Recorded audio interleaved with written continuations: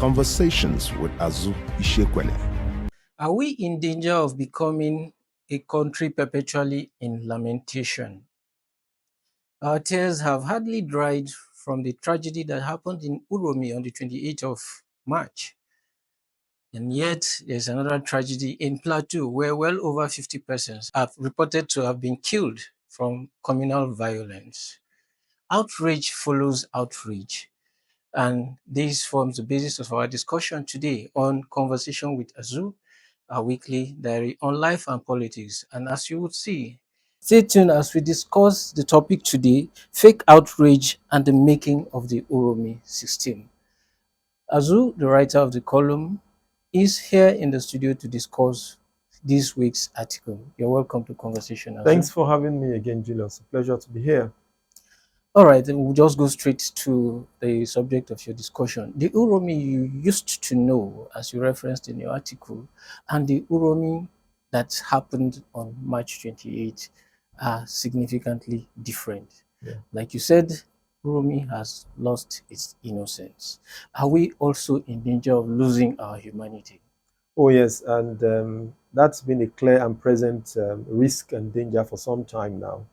And in your intro, you also referenced the unfortunate and tragic incident in Jos, where about 50 people were also killed. And this has become a repetitive pattern in many parts of the country as a result of communal clashes or banditry and kidnapping and all sorts of violence.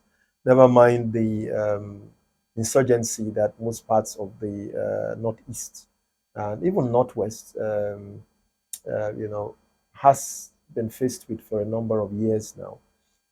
It is indeed correct that we are in danger of not just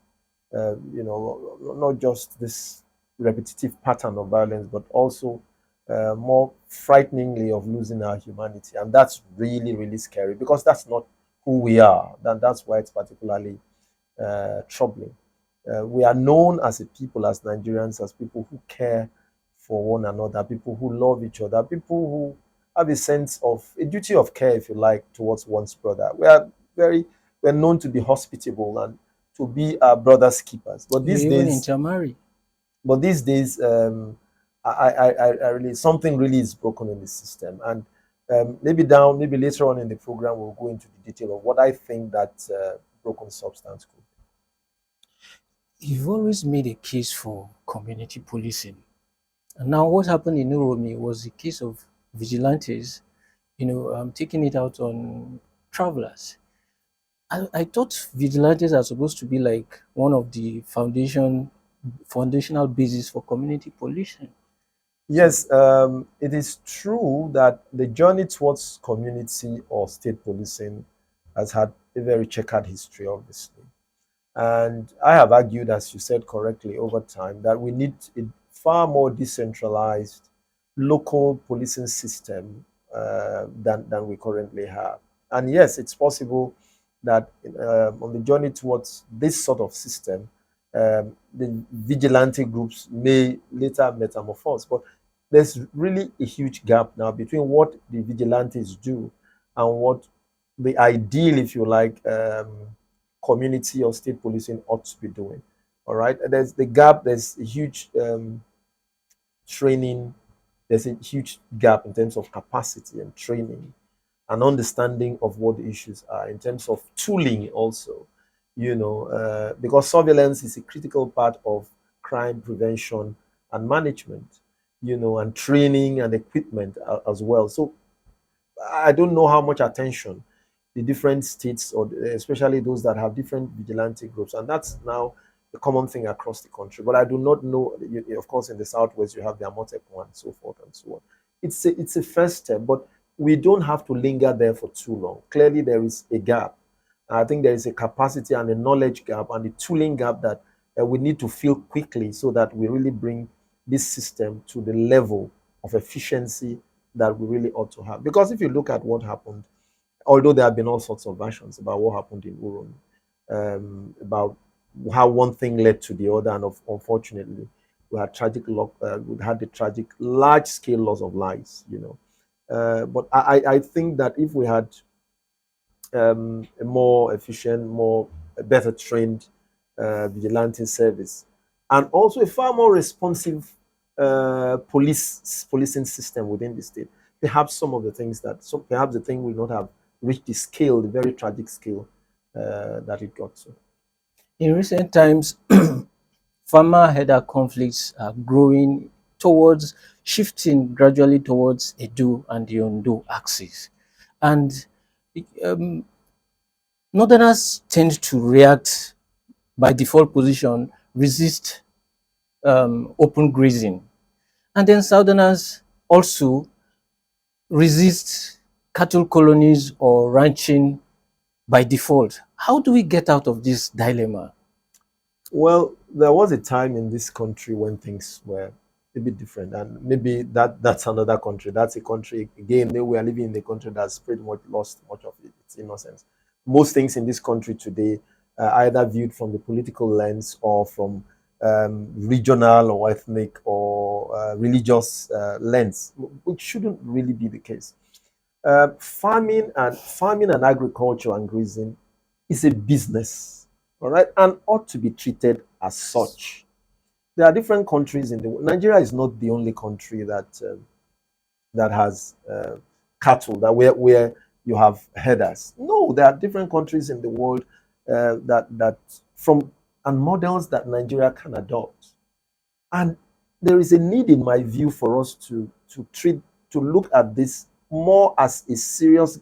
There are also opportunities here, because the herders are used to the pastoral lifestyle, and because of the climatic changes, especially in the northern part of the country, they are moving their cattle down south to graze for better pasture.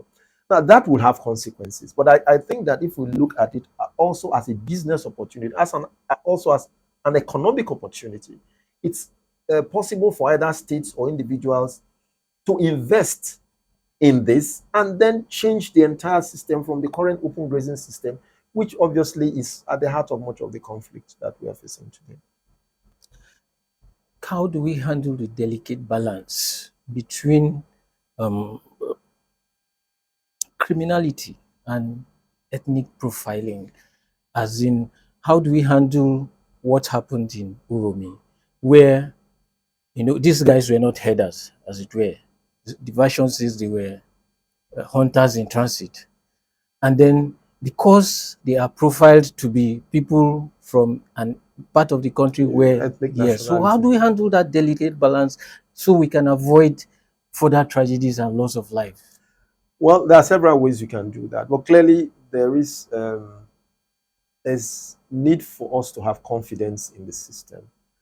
The confidence in the system is broken, all right? And then politicians have also used ethnicity, unfortunately, what Noli called prebendal politics, the politics of prebendalism, as a political weapon that has been weaponized.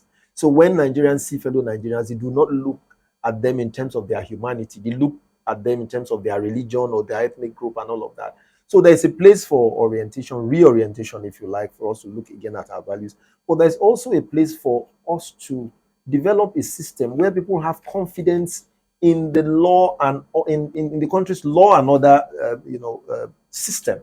That people, I believe that if there's a problem, if I have any suspicion and I'm not able to verify, I can call either the local police and then hope that I can get immediate intervention and all of that, But unfortunately, that is missing. People look at people, once you fit a certain profile, then you are either endangered or, whatever the case is. So I think there is a need for us, and it's something that politicians have weaponized, that if you are from a certain part of the country, then you have to fit a certain profile. It's something that will require leaders and opinion leaders at different levels who will have to,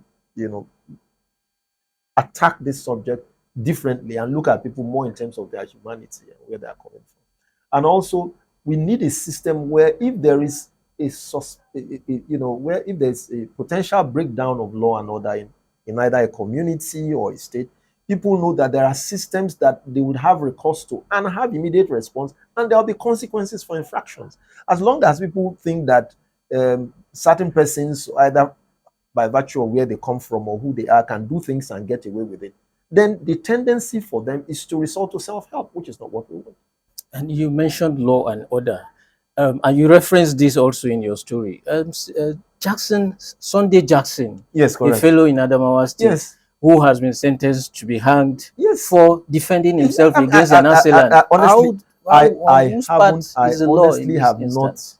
I can't wrap my head around that absurdity. That a man unarmed is in his farm and is attacked by somebody who has a knife, and he's running, and the attacker stabbed him 7 times, and he tries to defend himself, and tragically and unfortunately kills his assailant in the process. And the Supreme Court says the man has to die.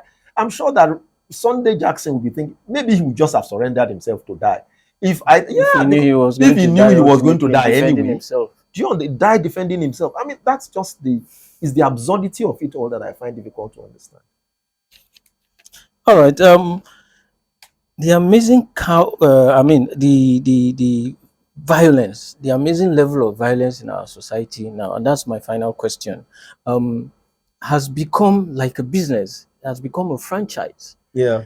Violence like drugs. So if something becomes a business, it's not likely to be given up easily. So how do we come out of this? You are absolutely correct. I think it's largely something that has grown to this level because of, apart from the breakdown of what sociologists would call anomy, also because it's a system that has that does not punish crime as it should. All right, until we have a system that punishes crime and criminality, and people know that there will be consequences, respect for life and respect for private property, and people know and understand there will be consequences for trespass, then we are not going to get very far. You know, that's obviously what it is. People must know that there will be consequences for breach and for trespass. You know, people must understand that there will be consequences. Until we begin to understand that, then I'm afraid, we are still a long way from dealing with the problem. Well, I share Azu's opinion that outrage has become fake. And if you share my opinion, go to azuishekwene.com and follow our social media interfaces where you can read more from this. Well, before I leave, Azu would like to tell you about the book reading, which is coming up in Lagos. I'm glad to. I'm absolutely glad. I'm glad to say that again. So I'm on my way to Lagos very soon. On Tuesday, the 22nd of April, 2025, I'll be hosting you to a book reading at the Tayo Adenorokun Hall of the University of Lagos, my alma mater, by 1 p.m. The date, once again, for the reading of the book, in case you have not engaged it, Writing for Media and Monetizing It, will be on the 22nd of April, 2025, 1 p.m., Tayo Adenorokun Hall at University of Lagos. I'll see you there. See you there. Conversations with Azu Ishekwene.